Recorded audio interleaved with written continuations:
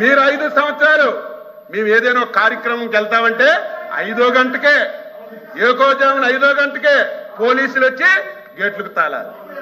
కారెక్కితే అరెస్టులు, ఎవరైనా మాట్లాడితే కేసులు, ప్రభుత్వాన్ని విమర్శిస్తే తప్పుడు కేసులు ఇట్టి జైల్లో పెట్టడం, ఇంకా మాట్లాడితే ఆస్తులు ధ్వంసం చేయడం, ఇవన్నీ 5 సంవత్సరాలు కళ్ళతో మేము అందరం ఈ రాష్ట్రంలో చూశాం. మేము ఈరోజు స్వేచ్ఛగా మీరు వెళ్ళండి, ప్రజాస్వామ్యబద్ధంగా మీ పరిపాలన మేము చేస్తున్నామని మీకు స్వేచ్ఛనిచ్చి మాట్లాడిస్తున్నటువంటి ముఖ్యమంత్రి అధ్యక్ష చంద్రబాబు నాయుడు గారు ఈరోజు మళ్ళీ చెప్తున్నాం, ఈ ప్రభుత్వానికి ఎన్డీఏ ప్రభుత్వానికి పేదరికమే క్రైటీరియా. ఎవడు పేదవాడున్నా ఏ పార్టీ ఉన్నా తప్పనిసరిగా ప్రభుత్వం నుంచి అన్ని విధాల సహాయం అందిస్తామని మళ్ళీ ఈ సభ ద్వారా రాష్ట్ర ప్రజలకు తెలియజేస్తున్నాను.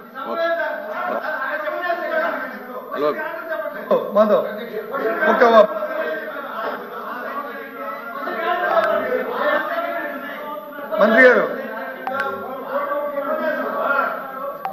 అధ్యక్ష అచ్చెన్నాయుడు గారు, మంత్రి గారు సుదీర్ఘ ఉపన్యాసం ఇచ్చారు. ఓకే, ఇప్పుడు వారు చెప్పిన మాటలు ఇది వీరి మాటలా లేకపోతే పార్టీ తరఫున ముఖ్యమంత్రి గారి తరఫున మాట్లాడే చెప్పనండి. నిన్న చెప్పిందంతా ముఖ్యమంత్రి వచ్చింది, టీవీలో వచ్చింది, లేకపోతే సోషల్ మీడియా, అది అబద్ధమైతే ఇట్స్ ఫైన్, మాకే అభ్యంతరలే. అది కాదు, వాస్తవం కాదని ఆయన నోటి చెప్తున్నారు, దాన్ని కట్టుబడి ఉంటే ఓకే, అది చెప్పనండి. నేను అడిగింది నేను చెప్పింది అచ్చెన్నాయుడుగా కాదు, లేకపోతే తెలుగుదేశం పార్టీతో కాదు, ఎన్డీఏ ప్రభుత్వం తరపున చంద్రబాబు నాయుడు గారి నాయకత్వంలో పనిచేస్తున్నటువంటి ప్రభుత్వం తరపున స్పష్టంగా రాష్ట్ర ప్రజలకి తెలియచేస్తున్నాము. ఈ ప్రభుత్వానికి క్రైటీరియా పేదరికమే క్రైటీరియా. ఎవడు పేదవాడున్నా, ఎవడు అర్హత కలిగిన వాళ్ళున్నా, ఆ పథకానికి ఎవరు అర్హత ఉన్నా వాళ్ళకి ఇచ్చే బాధ్యత తీసుకుంటున్నాం, అమలు చేశాం, అమలు చేస్తున్నాం తప్ప మీలాగా మళ్ళీ మీరే కదుపుతున్నారు.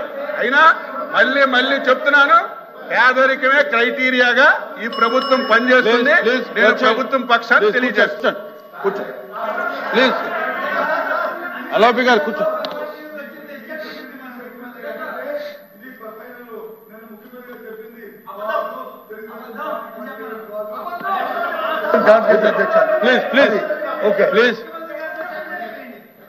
అధ్యక్ష,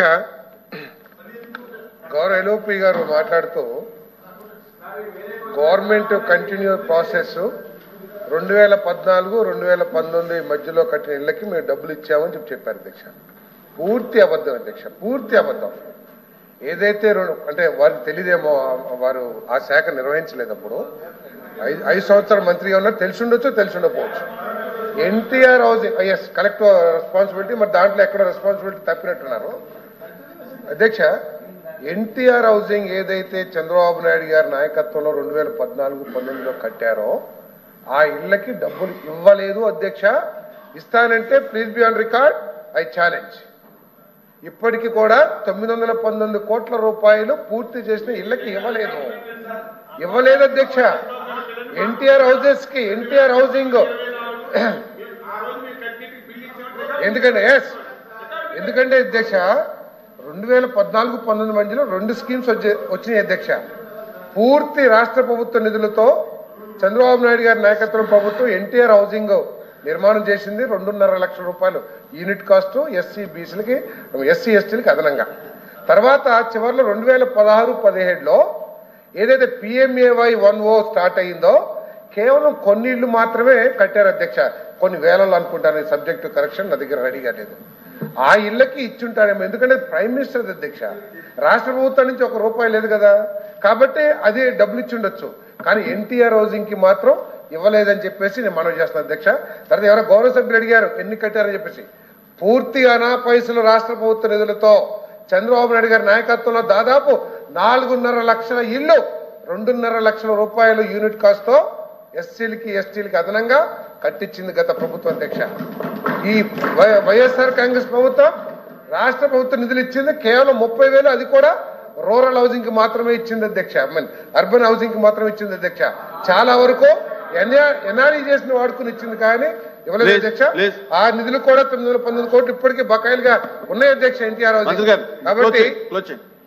కాబట్టి దయచేసి అంతేకాదు అధ్యక్ష, ఇంకా అన్యాయం ఏంటంటే తెలుసా అంటే ఇల్లు చెప్పారు కాబట్టి చాలా గవర్నమెంట్ బిజినెస్ ఉంది. ఒక నిమిషం హౌసింగ్ గురించి చెప్పారు కాబట్టి ఇంకొక అధ్యక్ష కోపం వద్దు అధ్యక్ష, రాష్ట్ర ప్రజలకు తెలియాలి అధ్యక్ష. మీకు గౌరవం లేదు కాదు అధ్యక్ష. అధ్యక్ష కోపం వద్దు అధ్యక్ష, ఎందుకంటే వారు మీరు మాట్లాడండి. మంత్రులు మాట్లాడేటప్పుడు మెంబర్స్ ఇన్వాల్వ్ అవుతారు ఎందుకు? కాదు అధ్యక్ష, కూర్చోవా కూర్చో కూర్చో ఏం మాట్లాడతావు అధ్యక్ష? నేను ఎందుకు చెప్తాను అధ్యక్ష? This is no. అధ్యక్ష House is adjourned for 10 minutes.